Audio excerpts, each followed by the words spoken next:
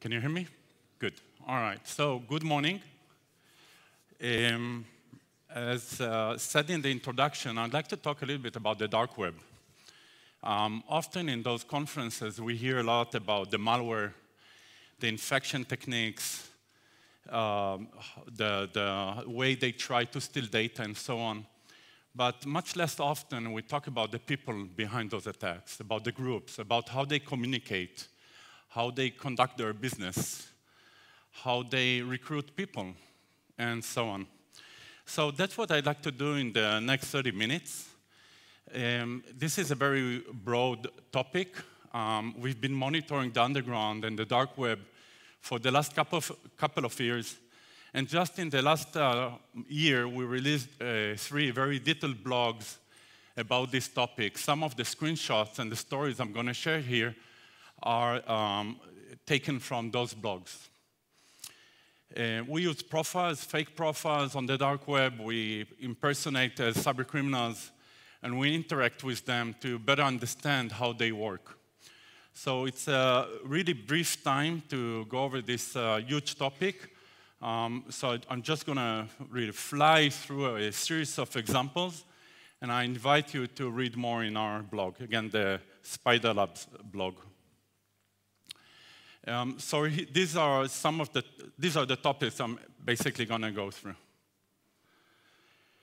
The dark web, as you know, is a collection of domains and websites where you can get you can see a lot of illegal activity. You can see websites selling counterfeit bills. As you can see, they are not trying to hide that. They say counterfeit bills right away with a discount or of about 50–60%, depends how much you buy. Drugs, illegal drugs, tons of websites, hundreds of websites selling drugs. Each of them has hundreds of ads for hard drugs like heroin and cocaine and so on. Ammunition, weapons, and so on. But since we're in the world of IT security, I'm going to focus more on the cybercrime part.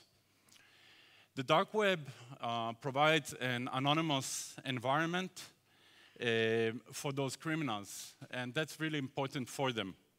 The Tor network, obviously, can you hear me, by the way? Yeah? Okay, good. The Tor network provides an excellent way for people to browse those forums, browse those websites without revealing their identity. And likewise, people can do business without revealing their identity. Cryptocurrencies are excellent tools for them to exchange money, again, while never revealing their identity, right? They don't need to open a bank account and anything like that. They can use digital wallets, cycle them once an hour, and it's very hard to trace them. Later, I'm going to show even further tricks they use to make it even more difficult. Messenger application like Telegraph, again, keep their anonymity. So overall, all those tools and infrastructure helps them hide their activity and keep law enforcement and security researchers and unwanted visitors away. If you like to join their forums where they communicate, it's not easy. If you want to do that, you should start with the public domains on the dark web. There are some public domains, and try to get to know people and connect with people and try to get invited to the closed forums. Those forums are highly vetted, much like the forums we're a part of. If someone wants to, say, join the first mailing list or other groups, you have to be vetted. You have to know people that would vouch for you. Even if you're invited, usually they will provide you a basic level of access, and everyone is going to know that you're new to the forum because they use something I'm going to talk about, reputation scores. We'll talk about that in the next slide. So you get invited, you join, and you have to provide some profiles from the other forums where you're active so they can inspect your activity and see that you're safe. Ironically, perhaps, and by the way, there's a lot of irony in this presentation, you'll see. Ironically, they use, I can see, normal questions just to make sure you're not a bot and you're an actual human. Getting into the hardcore forums where they actually sell and rent exploit kits and botnets, etc., is a lot harder, but it's doable. Here. So, you may think that those forums of cybercriminals are wild, wild web. Anyone does whatever they want. In reality, it's very different. There are very strict rules of conduct. And I'll show you just one example. This is our translation. Most of those forums are in Russian, by the way. And if you want to be active there, you need to have some Russian-speaking members on your team, because don't even dare try using automated translation. They would laugh at you right away. We saw cases, people trying to use Google Translation and post Russian text, and they point it out and say, hey, be careful, this is not a Russian guy. So here's an example of rules of conduct. I'm not going to go over all of them, but just let's take a look at the first 5. Members are not allowed to engage in threatening behavior towards other members. There is a minimum character count when you respond, so it's serious. Don't attempt to infect others with Trojans. Don't send links to downloads, infected downloads, etc. Let's remember, these are the people who distribute malware. These are the people who will try to infect millions of people around the world, steal the money and credit cards, but among themselves, they don't allow to do those things.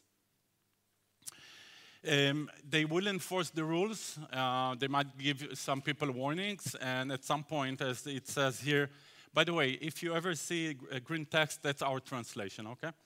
So as you can see here, any member with 5 warnings will be banned. So the forum administrator has the final say, and members must obey to the rules, or they will be removed. This forum, by the way, is from Brazil. It's called Rosa Negra, meaning black rose in Portuguese. And it's one of the active forums for cybercriminals in that region of the world. As the forum administrator made it clear there, it's not a democracy here, okay? So obey the rules or you will be removed. So trust is key in those forums. Trust will get you in, trust will let you stay, and as I mentioned earlier, they use reputation scores to measure to what extent they can trust you. And you can improve your reputation score, for example, by sharing useful information with the other members, okay? Guides, how to develop malware, how to develop an exploit, and so on. Here's an example from a Russian forum. It's basically a survival guide for a police interrogation in Russia. So it's a pretty long document with very specific tips how to get through a police interrogation with minimal damage. Clearly a very useful information for those people.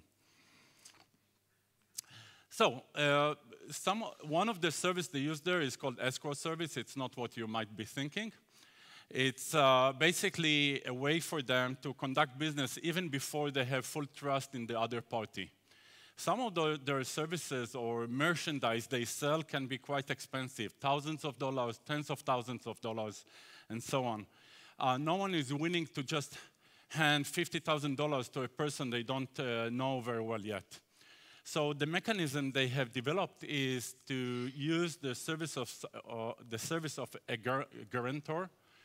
Quite often, the forum administrator or some other well-known, respected cybercriminal that would mediate between the two parties. He will get the money from the interested buyer. He will get the merchandise. It can be an exploit or a piece of malware and so on from the seller. He will make sure that the malware works as advertised, or that the content, the documents, etc., include whatever was advertised. And once confirmed, we'll send the money to the seller and the exploit or the information to the buyer. And here you can see 2 examples where they say that you can buy our services or malware using escrow services. They even have mechanism for conflict resolution in case people go into conflict, but I'm not going to go into that. Again, a lot of more information on our blogs. About 3 years ago, we found a 0-day for Windows 10 being sold in the dark web. It was completely unknown back then, not even to Microsoft. It was a pretty impressive 0-day for all versions of Windows 10, client, server. And once again, you can see here that they were willing to sell it using escrow services. The price tag, by the way, was $90,000. It allowed local privilege escalation, which basically allows an attacker to escalate from user-only privilege to administrator privilege, which obviously allows them a lot more. In this case, since the price tag was so high, they even provided videos that we managed to capture.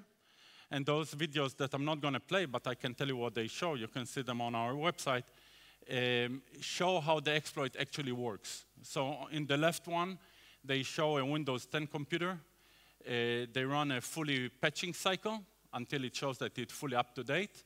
And then they use the exploit and show that they managed to get administrator access to the box. There is a tool from Microsoft called Emmet. How many of you are familiar with it? Emmet, yeah, the enhanced mitigation something tool. So it's a tool that allows people, legit people, to harden the Windows computer using many different settings. So they show that they use this tool to harden the computer as much as they can, and still the exploit works.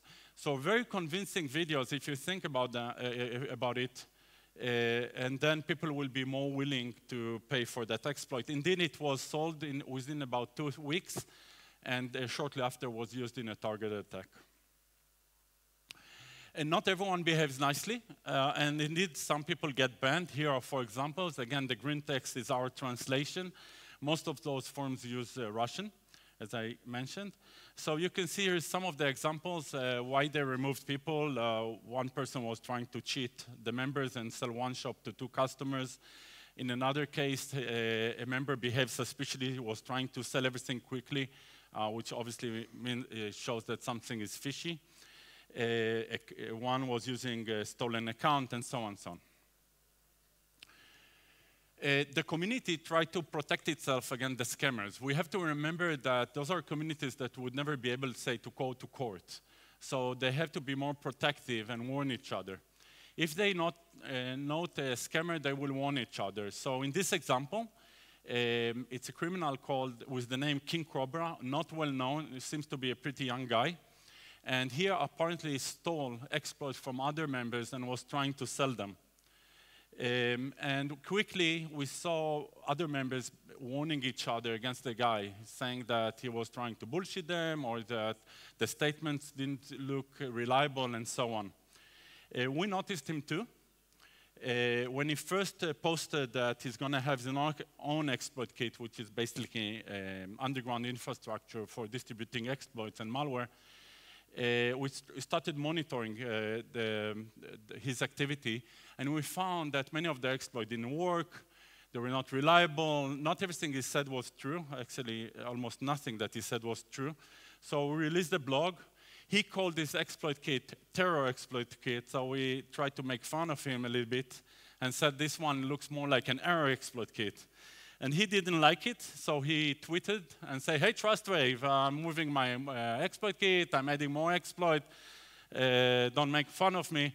Once again, when we looked at the new location and the content, we saw that he was trying to cheat the other members, and we released another blog, this time suggesting to cut the head of this snake, King Cobra. So it was a unusual interaction with a cyber criminal, but as I said, not everyone plays nicely. One thing they have to remember on those forums is that bad reputation is shared across forums. If they think that they will be able to cheat members in one forum, disappear, and then do business in another one, that's not going to work well for them.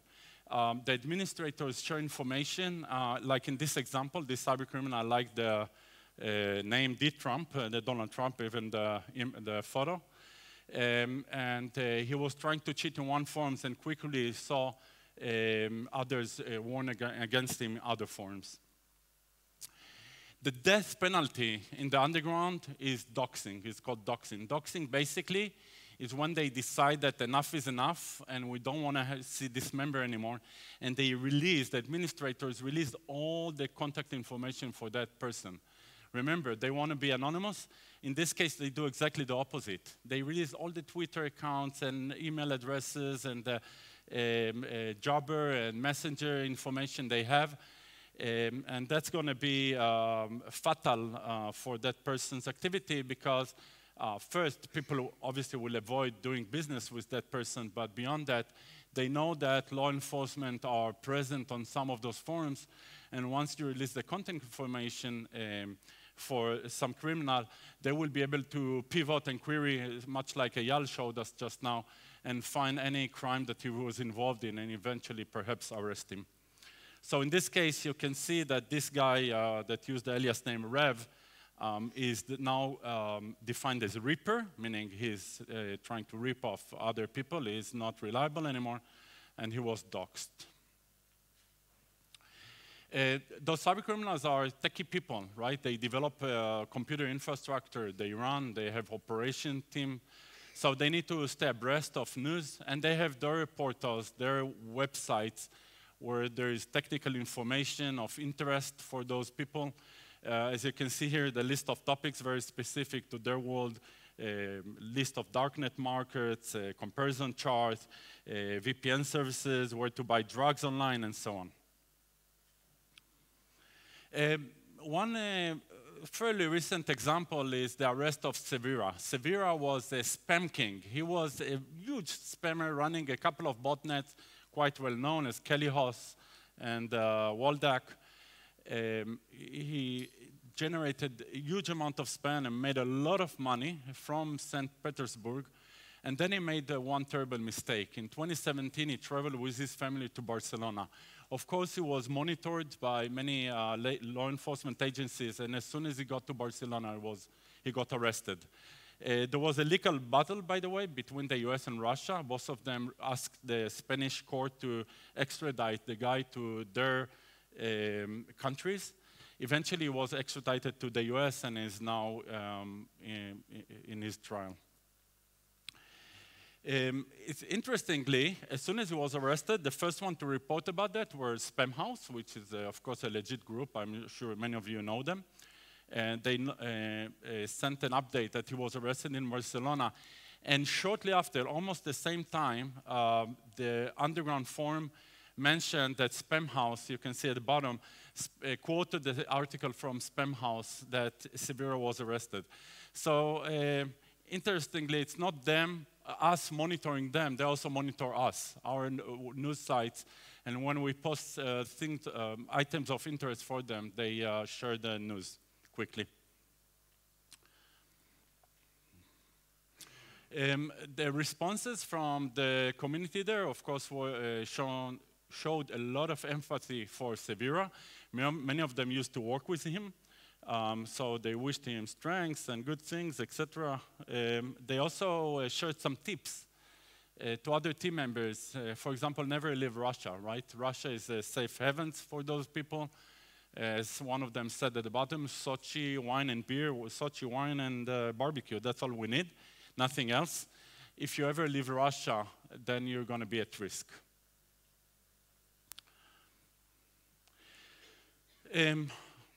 Again, ironically, those cybercriminals don't see themselves as bad people. They are just people making money. In fact, sometimes they are supported by some ideology, an anti-Western ideology.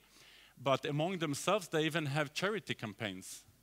And usually towards the Russian New Year, which is the January 7th or 8th, they do donation campaigns. And here you can see our friend Severa donating $100, which is nothing compared to the money he made, but that's okay. So they collected a few $1,000s, and in this case, they went to an orphanage and bought a lot of stuff for the kids. They uploaded photos and even showed the photos of the kids getting all that stuff. They bought a new TV set for the kids. Apparently, the privacy of the kids is not that important for them because they uploaded their photos without blurring their faces. It's not only about donating fruits and toiletries from orphanages. We saw them, for example, remodeling a hospital department, buying medical equipment, donating clothes, presents for the Russian New Year, etc. In one case, the forum promised to match the donations, meaning that anything you're going to collect, we're going to double it. The forum administration is going to double the amount. As they said, nicely, anyone can become a modern Robin Hood in their forums when they discuss those giving campaigns. Also interesting that they were looking for ladies to manage the funds. For some reason, they trust ladies more than men. Up their choice. I'm not disagreeing with that. Just an interesting fact. They even have a process for supporting sick children from needy families. So if you're in a poor family and your child needs some medical treatment, you can apply for support from those cybercrime criminal forums. You have to provide documents that show that what's your case, and so on. It's funny because it almost looks like a government office and a formal procedure. But they do support, they do have that process. And bottom line, they said you make the world better. Again, a lot of irony here. Let's talk a little bit about the underground job market. First of all, it's a market of sellers and buyers, people offering their services like this hacker that, for example, and there are many posts like that one, a hacker saying that he's an experienced programmer, he's expensive, he's doing that since age 16 and so on. Others clearly say that they want to work in illegal work. Why? Because illegal work pays better, right? And I'm going to show you some examples. Okay, so there's clearly correlation between risk and reward, risk and compensation, and the more risky the work, the higher the compensation is going to be. So let's take a look at one example. Here is a post from a Russian forum looking for a driver. There's nothing weird about this post because it's just they look for a driver with a license for a car, a small truck, like many of us have. But what caught our eye is the amount that we're willing to pay, 300,000 rubles per month. Now, compare it with legit ads for drivers in Russia, even respected drivers like one for a CO. They get only 60,000 rubles per month or 37,000 rubles per month. So why is the one at the top, they're willing to pay 5 times, 7, 8 times more? And the reason is because it's about drug delivery.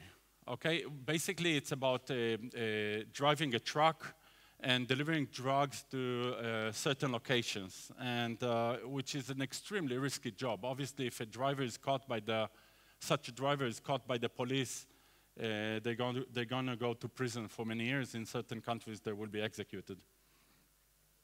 So here we see an example that illegal and risky jobs can make 5, 8 times more than their corresponding jobs in the legit world. When they hire those people, they are, of course, worried that those people might, for example, get the shipment of drugs and run away. Okay, they will disappear because those drugs or merchandise worth a lot of money. So something we see in the underground, which doesn't exist in the legit world, is the notion of deposits. When someone is hired as a driver or a delivery person, they have to deposit money, which is somewhat worth the value, or it's about the value of the merchandise they get. They do the job, and once they do the job successfully and nothing bad happens, they'll get their salary and their deposit back, okay? Here you can see one example. It's a post for a clad man in Ukraine. Clad, in their jargon, is where they hide the drugs. So a clad man is someone who distribute the drugs to those hidden hiding places. And you can see that they're expecting a deposit. They're also looking for bank employees to work with them. And as they say in the note, we're looking for bank employees of any bank, any Russian bank, and you only need to work with us 1 hour a day. 1 hour a day, and you'll get more than 200,000, or about 200,000 rubles per month. Our best employee earned 370,000 rubles last month. Now, compared to the average wage of a bank employee in Russia, which is 35,000 rubles, it can be 10 times more for 1 hour a day. They can make 10 times more their normal salary just by helping those cyber criminals 1 hour a day. What kind of help? Sometimes they need to provide information, internal information, for example, accounts that have a lot of money that they can target, approve loans, extend the withdrawal limit of credit accounts that they manage to get access to, or credit cards, and so on. So extremely useful or helpful for the cyber criminals. Of course, the risk that that bank employee is going to take is huge. It's huge. Once they're caught, obviously they're going to lose their job. Most likely they will lose their ability to work in the financial sector at all. And of course, they might go to prison as well. So as I said earlier, the riskier the job, the higher the compensation has to be. The last part of jobs that services you can find on the underground, which are quite unusual, is truly violent crime. And some of them might be scams, but I tend to believe that not all of them, because otherwise no one would ever, this kind of scam would never work. So those services are often called hitmans. And as you can see here, they offer assassination using different guns or snipers or knives, etc., or poison. And they have a price list. Some of them can be quite graphical, like in this example. And as I said, we provide professional, reliable, effective, completely anonymous, by highly trained skills people and so on, beatings, cover-ups, terminations, or just make them disappear. This group is from Italy. It's called Camorra Hitman. And they, again, have a price list if you're interested. Here's the prices. And interestingly, if to assassinate a person, the price range is very wide, from $5,000 to $200,000. And that depends. If you're not willing to pay a lot, then you're going to get a very basic hitman, perhaps not even hardly trained. For the $200,000 they promised, you'll get the most trained hitman using the best weapons. Here's one more example from last year. They were looking for people to kidnap and hold 2 people hostage for 5 years. Again, it's possible that some of those ads are scams, but I tend to believe that not all of them. The last topic I want to briefly go over, and again, we just posted last week a blog about this topic, is the money laundering in the underground. They collect a lot of money, obviously. They steal from credit cards, bank accounts, and other ways, or money they make from the services they sell in the underground. And they need to turn it into legit money in legit bank accounts that they can actually use and buy Lamborghini or a new house. So it's a very needed service there. And as expected, you can see posts offering money laundering services straight and clear. They're not trying to hide the nature of their services. Sometimes they use nice logos to clearly show that it's a service for washing money. And some of them took it really literally, like this guy that when he was arrested, they found $400,000 in his washing machine, but that's more a joke. One of the ways how they launder money is by purchasing merchandise with the stolen credit cards or the funds they have, and then sell them for a great discount online. Typical discount is anything between 30 to 70%. You can get iPhones, iPad, etc. Gift cards is another typical way. They sell gift cards for many chains out there, Amazon and many others. This is a partial list. They have many more. People who buy those gift cards typically get around 50% discount. But of course, if you buy them, you take the risk that if, say, Amazon or that company managed to find out that it was bought with a stolen credit card, they might invalidate it, and it's not going to work. There's a whole scheme of actors that they use as how they sell and organize this crime. Again, details are in the blog. Also, interestingly, they use sometimes online services or real services like Uber or Airbnb for money laundering. So in the case of Airbnb, for example, they're looking for a host that would work with them to book fake guests, and they will be paid, and then they'll have to transfer the money, or likewise with Uber. We even saw them looking for to buy real companies. They buy skeleton companies that don't really exist or not active anymore, but are still registered, but used to be real companies. And why? Because they nominate directors and they pay their salaries using their money, and then again, it's a way to launder that money and turn it into the bank system. So, conclusions. The underground is a lot more structured environment than one may think. They have very strict rules that have to be followed. Reputation is critical on those forums, and they have their own ways how to measure and monitor reputation. With the lack of ability to go to court, as I mentioned earlier, they use their own mechanisms for conflict resolution. There is correlation between risk levels and rewards. They have numerous methods for money laundering. I just gave a few examples. There are many others. Bottom line, it's a proliferating environment, and only, again, as Eyal said, or the earlier speaker, only with international cooperation we'll be able to fight it. Any questions? All right, thank you very much.